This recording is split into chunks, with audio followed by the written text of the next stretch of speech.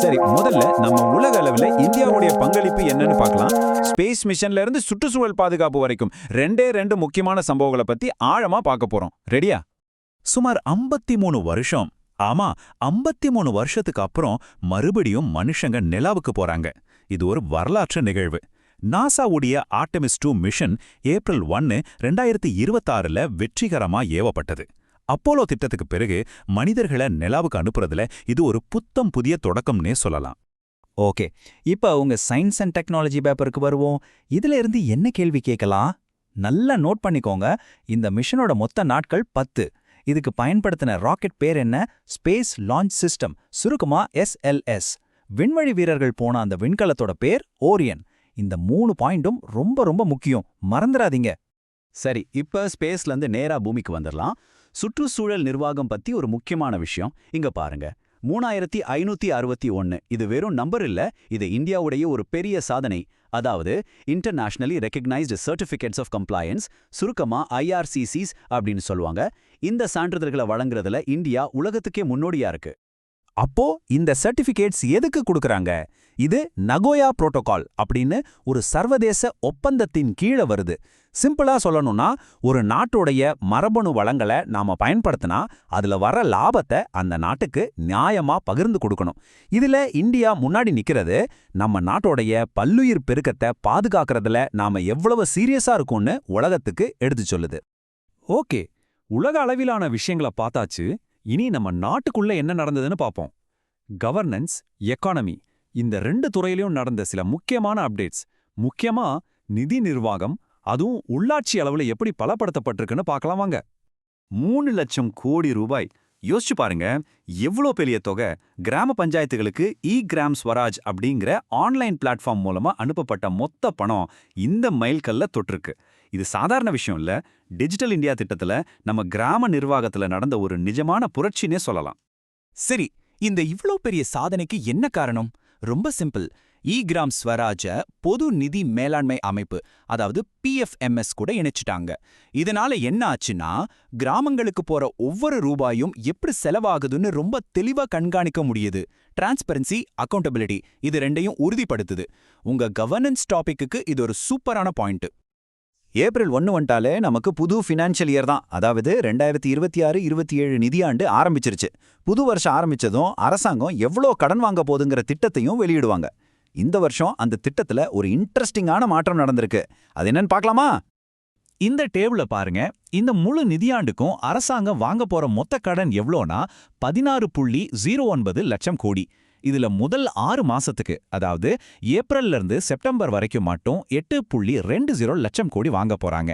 கணக்கு பண்ணி பார்த்தா இது மொத்த இலக்குல கிட்டத்தட்ட 51% வருது. இங்க தான் ஒரு முக்கியமான ட்விஸ்ட் இருக்கு. வழக்கமா என்ன நடக்கும்னா, அரசாங்கம் தன்னோட மொத்த கடன்ல 60%க்கும் மேல முத 6 மாசத்திலேயே வாங்கிடும். ஆனா இந்த தடவை வெறும் 51% தான் வாங்க போறாங்க. இதிலிருந்து என்ன தெரியுது? அரசாங்கத்தோட நிதி மேலாண்மை கொள்கையில ஏதோ ஒரு மாற்றம் நடக்குது. உங்க எக்கானமி பேப்பர்ல அனாலிசிஸ் கேள்விக்கு இந்த பாயிண்ட் ரொம்ப உதவும். அடுத்து 2 குட்டி ஆனா முக்கியமான அப்டேட்ஸ். ஒன்னு டிஃபென்ஸ் பத்தி, இன்னொன்னு என்விரான்மெண்ட் பத்தி. வாங்க வேகமா பாத்திரலாம். முதல்ல பாதுகாப்புத்துறை. INS ஷாச்சி. இது ஒரு புதிய தலைமுறை ஆஃப்ஷோர் பெட்ரோல் வெசல், அதாவது கடல்ல ரோந்து போற கப்பல். இதோட சிறப்பம்சம் என்னன்னா, இது முழுக்க முழுக்க இந்தியாவிலேயே கட்டப்பட்டது. நம்ம ஆத்ம நிர்பர் பாரத் திட்டத்துக்கு இது ஒரு மிகச்சிறந்த உதாரணம். இப்போ ஒரு சூப்பரான சுற்றுச்சூழல் நியூஸ். ஹிமாச்சல பிரதேசத்துல ரொம்பவே அரிதான ஒரு வெள்ளை நிற இமயமலை வரையாட்ட பார்த்திருக்காங்க. இது ரொம்ப அபூர்வமான ஒரு விஷயம்.